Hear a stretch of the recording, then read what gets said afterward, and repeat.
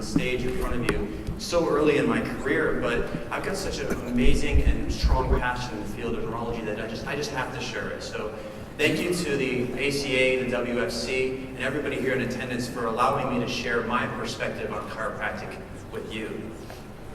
Do we have a PowerPoint?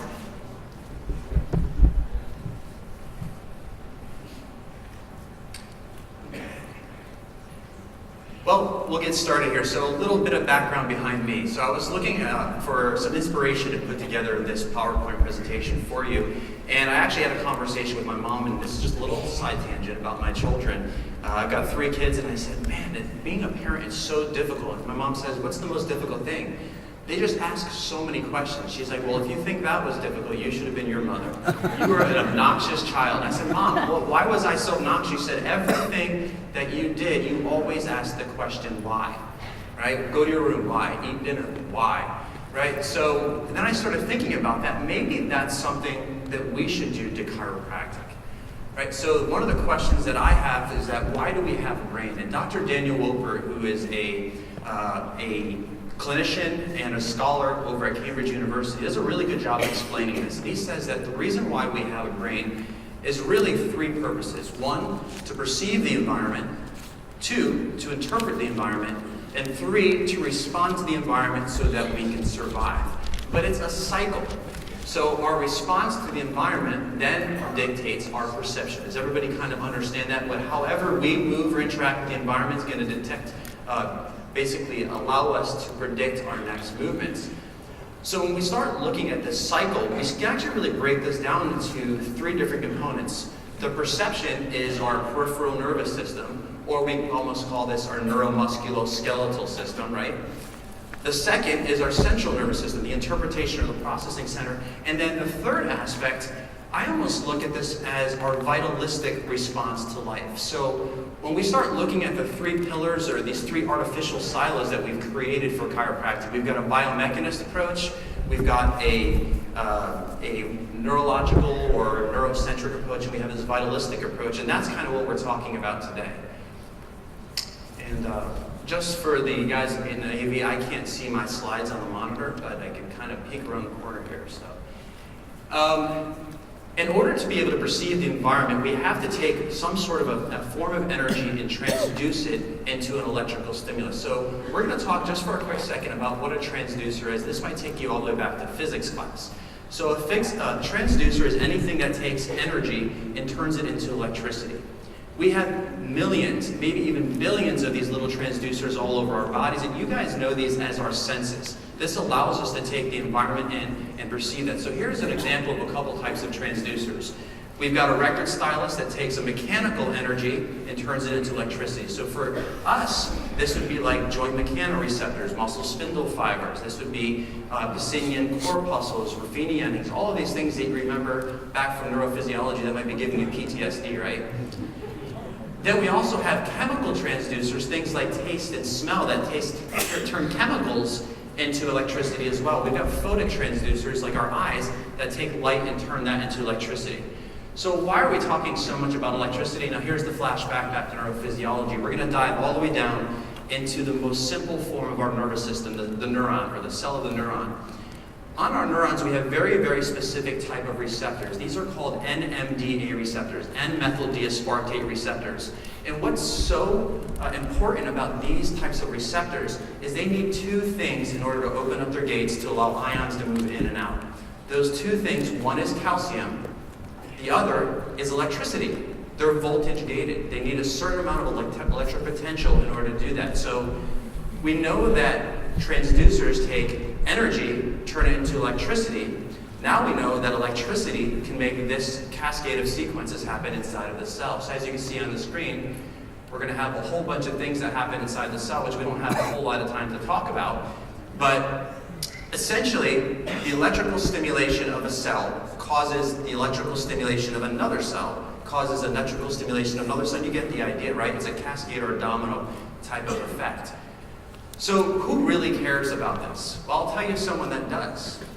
This guy. Anybody recognize who this is?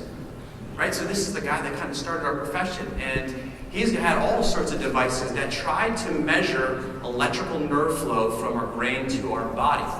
So way back in 1946 at the Clearview Clinic over here, B.J. Palmer and was really studying a lot of the way that we can measure these neurological impulses and relate that to health conditions. So let's take a moment and let's talk a little bit about the neurospinal biomechanical aspects. So the transducers of the neurospinal biomechanic model are the things that you see on the screen there. We have muscle spindle fibers I talked about, Golgi tendon organs. These are things that take our body position and say, well, this is where your arm is, this is where your limb is, this is where your knees are, and allows us to perceive where we are in space and where space is in relationship to us. Now let's talk a little about neurovitalism. What is intelligence? Because we have this phrase inside of chiropractic, innate intelligence, but we really don't have a real clear meaning of it. So I always say, well, if we don't have a clear meaning, let's see if we can define it. So intelligence is a measurement of the ability to take uncertainty or changes in the environment and calculate an interaction that promotes survival and evolution. Makes sense. If we make a good decision, we're going to survive and reproduce. If we make a bad decision, we may not. And this is broken down not just to intellectual intelligence. I believe that this also has to do with, are we constricting a blood vessel? Are we dilating a blood vessel? Is it appropriate to do that? Is it appropriate to secrete this neurohormone? Is it not appropriate at this time? So this is not just about interaction with people or language. It's more about how our body processes.